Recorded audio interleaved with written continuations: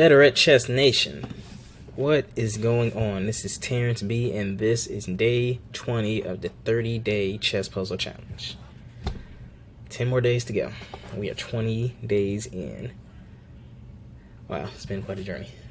So, yeah, I feel like we've done we've saw a lot of good stuff. Of hope with the puzzles, you guys have seen a lot of different situations and seen how to better navigate them when you play your games. Because every puzzle comes from a game that was played. You know, there are so many different chess combinations out there. You know, one move, if you played the same game up to a certain point and changed one move, that would just change the whole game. So just change the outcome. You know, it's amazing how many possibilities and, you know, different, you know, ways there are in chess as far as like the outcome of the game. But yeah. Anyway, today's day 20, so we're going to focus on similar to what we focused on yesterday. We have back rank, we have a few in-game tactics, vulnerable king, mate 1 and 2, and yeah, so some basic checkmates for everybody. How to attack the vulnerable king, you know, when your opponent's king is, you know, either out in the open or behind a, you know, if you look at a back rank could be good and bad for opposing players. So, yeah, so we're going to look about that, and then we're also going to look at mate 1 and 2, so you guys can continue to build and see more common mating patterns, and just see that, you know, checkmate really is about a move or two away, if you know what to look for, you know what you're doing. So, without further ado, let's go. Sorry about that, TV was a little loud. Alrighty. So, okay, so here's what I see here. So I see that this knight right here is attacking this rook, but another thing is this queen is behind this knight. So whenever this knight moves, so say if it's black's turn, their next move is going to be to take the rook. And then her queen is going to be attacking you as well as the knight that is right here. So that's going to be a double check. So, and then another thing, your opponent's rook is also attacking, you know, your queen. So it's then like, okay, well, what do you do here now? So, let's see, what would I do? You know, here's what I would do, honestly. There's a lot of things going on here. So I would actually take the rook. Your opponent would take back with the queen. I would use my rook to take their queen. Your opponent will take your rook. So both the queens and rooks we have the board, and then use your king to take this knight, and then that way you're left with 3 pawns versus your opponent's 2 pawns and a king, and then you can start to march this pawn up the board. Since it's on its first move, you can move it up 2 squares. The king has to let's see, will king make it? Let's see, if you move here, king be here, so they'll probably be doing that. You can continue to move here. They move there. You can probably move this pawn up too. See, the thing is, you know, once the king kind of gets here, you can start to use these 2 pawns to launch an attack. And the thing is, the king can only go after one of them. So the king will either have to go after this other one if it gets closer, or it'll have to, you know, attack this one while this one gets to get close to the board and promote. So again, the king can only go after one of them. So the king, black's king is going to have a hard time defending the attack that white has next. So let's start off with that. And then we're going to take the queen. And then that. And again, like, you have your king here. So actually, if you want, even before you start moving these pawns, the king will move wherever they're going to move. If they decide to move there, I will probably move there. If they come there, maybe move around. Or maybe move this up. The king will have to back off. You move behind it. You know, a whole bunch of different things. But you would start to use these 2 pawns to get one of them to promote. The other's going to act as a decoy against the king, because again, the king won't be able to defend both of them. And then you will use the other one to attack. To promote, I'm sorry. Alright, let's go to the next one. Okay, so your opponent moved that way. So, okay, typically when you're not on the end of the board, because when your opponent was here, and they move first, that means you had the opposition. And opposition is essentially when the kings are lined up about a square or an odd number of squares away, and whoever moves second has control of where the person who moved first goes. So in this case, black moved first, so white could go here if they wanted to. Again, it's different when you're not on the edge of the board. When you're on the edge of the board, it works a little bit different. So, this is a tough one. It's probably not that tough. I'm probably just overlooking it. Maybe you let go of this pawn and start to come after this pawn, because this right now your king is outside this square. Right, this square is where the pawn is. On the pawn's move, it's going to continue to move down each move there. If your king takes this opportunity to get here inside the square, then this king will catch this pawn. If it doesn't, this pawn is going to promote automatically. That's that's how the square works. And I'll do a lesson video on the square later on in my chess and tactics series, but just briefly, that's what it is. This pawn is here. There's this imaginary square here, but if your king is anywhere with, if it's your turn and you have a chance to get inside the square, you will catch this pawn. If it is not your turn and it's your opponent's move, you won't catch the pawn. And the reason you won't catch the pawn is because once you get here and your opponent moves, you're going to move here, your opponent moves here, and you're going to move here. So this is where the king and the rook are going to meet, where on the next move, you get to take the pawn. However, that's going to take 1, 2, 3 moves to do. Your opponent only has 1, 2, 3 moves to promote. So, in order for you to catch your opponent, you have to get inside the square. Now, the square depends on where the pawn is and how many squares it has until it gets to that back row. So, when your opponent's pawn moves here, the square gets smaller.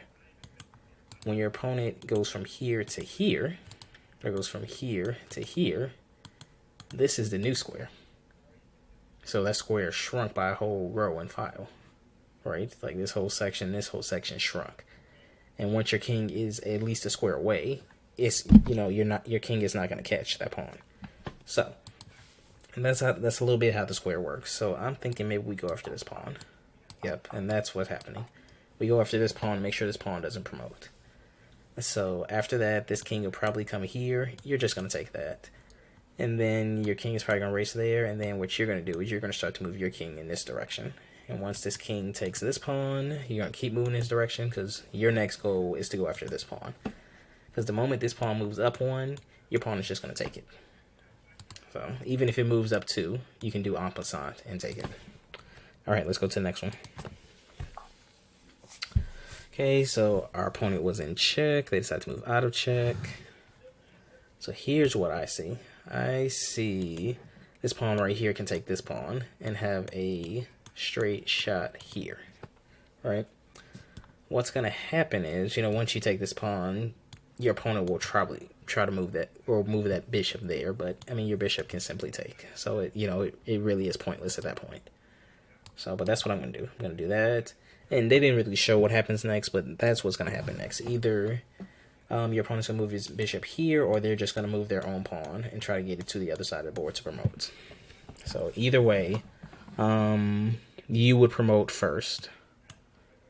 So since the pawn went there, they would go here, you would go here, they would go here, you would go there, they would be here.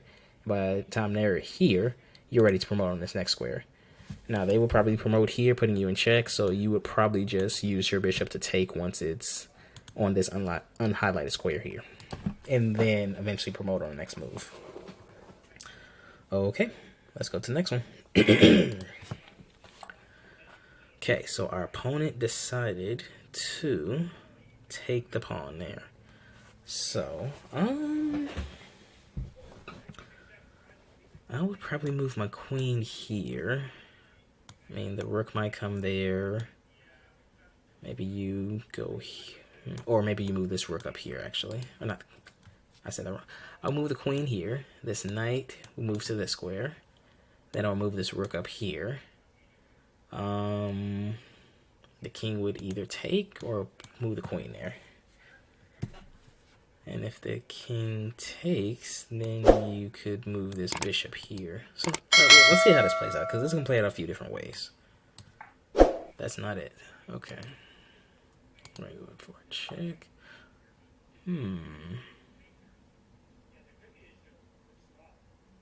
Oh, okay. We can actually put the... That's checkmate. Okay, I should have read that better. Okay, so coming from here to here, this queen is protecting this pawn, and this pawn is protecting the queen. And the king can't already go here or here because of this pawn. This pawn would have to be out the way before the king can do that. You know, this square, and this square are taken up because of the your opponent's pieces. This piece is, you know, taken up because of the pawn. Now the queen is here. The queen is covering this space right here. So the king literally has nowhere to go. So this is a checkmate. Okay.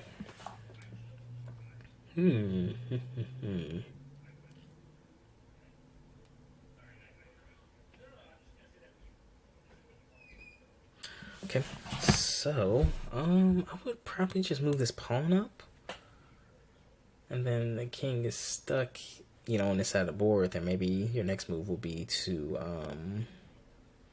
check the king with the pawn, like, you know, right here. Let's see, you do that.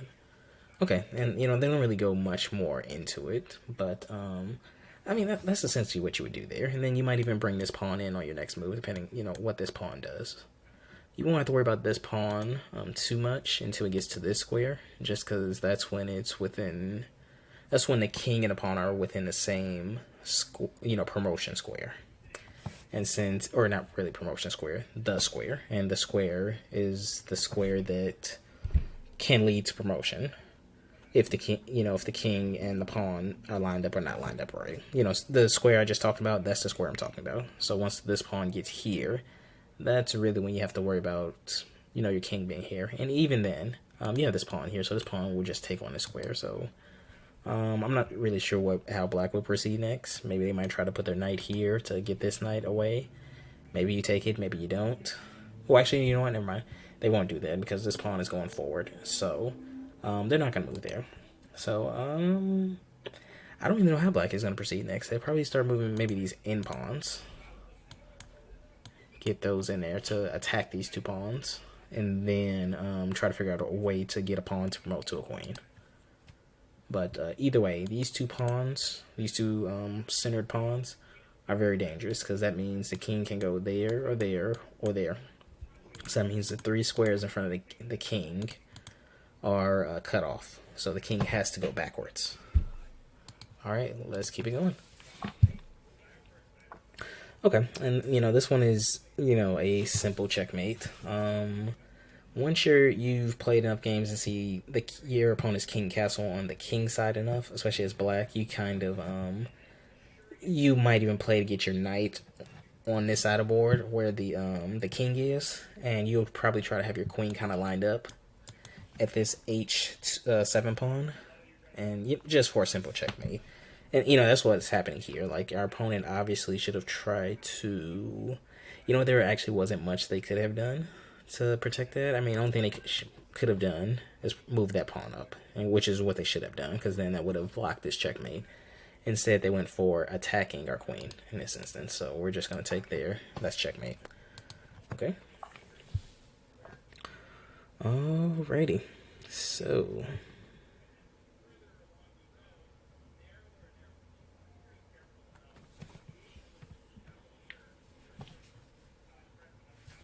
Alright, so our opponent just took our piece here. I did not see what piece it is. Sometimes he's supposed to move so fast. But they took the piece here. So now, on the next move, they're going to move this bishop somewhere. So maybe they move it out here, or maybe they'll move it like here to attack our bishop. Whatever the case may be. Once they move the bishop, this queen is going to deliver a check behind it. So once they move the bishop, they're going to come up with they're going to have a discovered check with the queen. So, what do we want to do here? Okay, we have a few options here. So we can do this. Take with the bishop. Take this pawn on the bishop. That will put the king in check. The king can go here. This bishop would just come there, and then the king, that would be checkmate there. The only thing that can stop checkmate from there would be this knight, which, you would just simply take with the bishop because this knight is unprotected, and that's going to be a checkmate. So these two pawns right here are doing very crucial work here, protecting these squares. And let's just highlight them, that might be easier. Protecting these squares.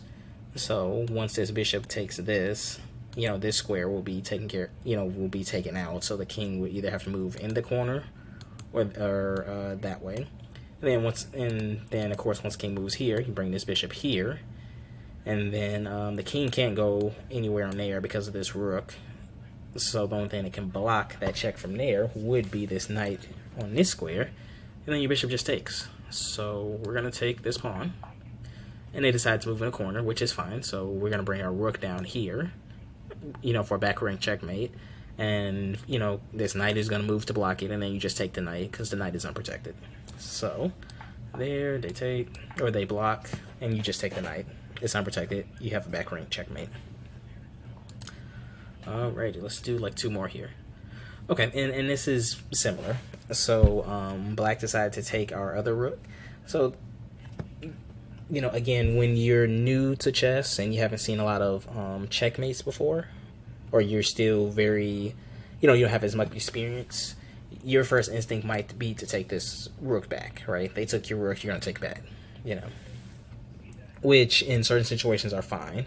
However, you have to always keep in mind that chess isn't about how many pieces you have, it's about winning the game. It's about putting the king in a position where it is under attack and cannot escape that attack. So, instead of taking this rook, what you want to do is actually put the king in check, because the king has no defenders in this back rank. So you're going to come here, putting the king in check. The only defender the king will have is this rook coming back, but that rook is going to be undefended, so all you do is just take that rook back, and your opponent's checkmated. So, I'll go there, they bring the rook down, we're going to take, checkmate. Alright, let's do one more. Okay, so it is black to move.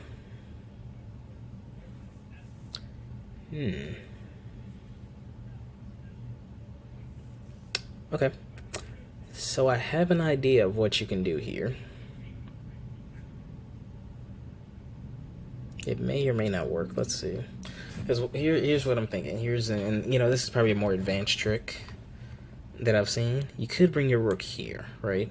And the king might stay where it is. This rook right here might come here. Then what you do is you attack this pawn. The king has to move out the way, which puts in your rook behind it is going to be attacking this square. So you take out their king, or take out their rook. That's something I see. I don't know for a fact that's it. Let's see. Maybe that's it, maybe not. Okay, so that is it. So, and the reason being is the rook wanted to get this piece out the way so it doesn't promote. But this trick I'm going to show you, and I honestly have to say I have not used this trick in a game before, and it's something I forget to look out for. Sometimes I look out for it, but sometimes I don't. Most times I don't look out for it. So, and it's a very clever trick. Sometimes it's not there, sometimes the king is just too close to go for it, and you have to think, okay, how can I promote?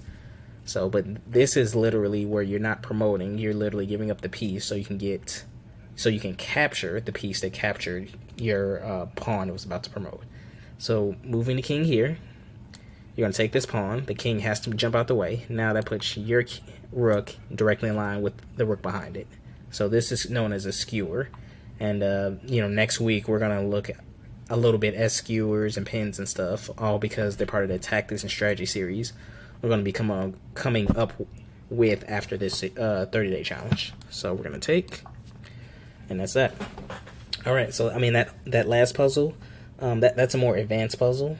If you can see the rating right here, it's 1197. They have ratings as low as, like, I guess 100 or so. I don't know. I'll have to see what the lowest rating is. But 1197 right now on chess.com, I'm rated like 1323 or so. I've solved puzzles as difficult in the 2000s, and 2000 is kind of approaching grandmaster level. That doesn't mean I'm a grandmaster. That